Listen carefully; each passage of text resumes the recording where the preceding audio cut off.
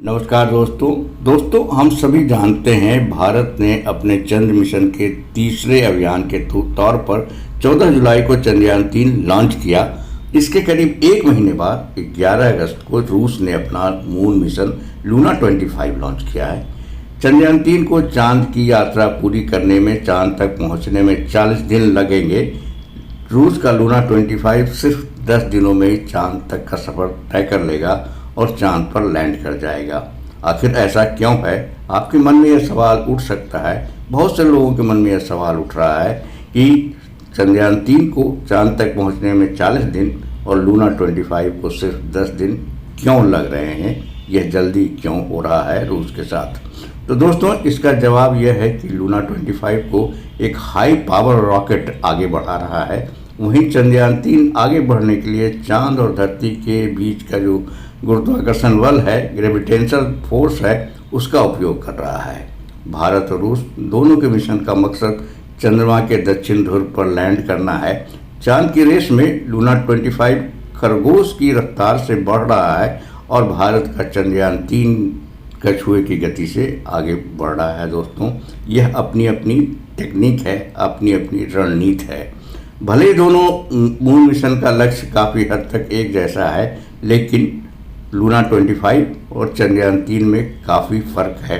दोनों की तकनीक में काफ़ी फ़र्क है, दोनों की रणनीति में काफ़ी फ़र्क है।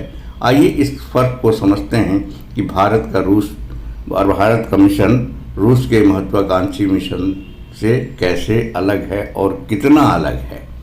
दोस्तों, दरअसल भारत का चंद्रयान-3 ग्रेविटेशनल फोर्सेस पर ज़्यादा निर्भर है। लॉन्च के बाद इसे पृथ्वी की दीर्घ वृत्ताकार कक्षा में स्थापित किया गया। यह उसी रास्ते पर चक्कर काटता रहा जब तक इसरो के वैज्ञानिकों ने कुछ मैन्यूवर्स के जरिए चंद्रयान-3 का ऑर्बिट नहीं बढ़ाया।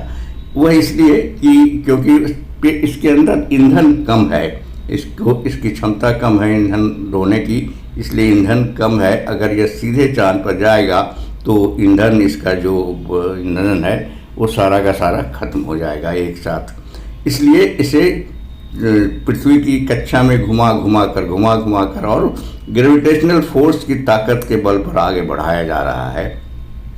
धीरे धीरे चंद्रयान-3 को धरती से दूर धकेला गया और फिर इसे चांद की कक्षा की ओर गाइड किया गया, उसे चांद की कक्षा में घुसाया गया। चांद की कक्षा में पहुंचने के बाद ठीक उसी तरह अब धीरे धीरे चंद्रयान-3 को चांद की ओर आगे भेजा जा रहा है। चांद के करीब और करीब भेजा जा रहा है। भारत ने पहले के चंद्रमा मिशन चंद्रयान-1 2008 में और 2019 के चंद्रयान-2 मिशन में भी यही तरीका अपनाया था। लेकिन लूना 25 में हाई पावर रॉकेट लगा है जो ज़्यादा ईंधन ले जा सकता है। रूस ने इसमें सोयुज़ 2.1 रॉकेट लगाया है। यह एक बड़ा रॉकेट है और इसका वजन भी ज़्यादा है। 4 चरणों के इस रॉकेट ने लूना 25 लैंडर को धरती के बाहर एक गोलाकार कक्ष में छोड़ दिया। यह इसे चांद की सतह पर पहुंचाने के लिए पर्याप्त ताकत दे रहा है।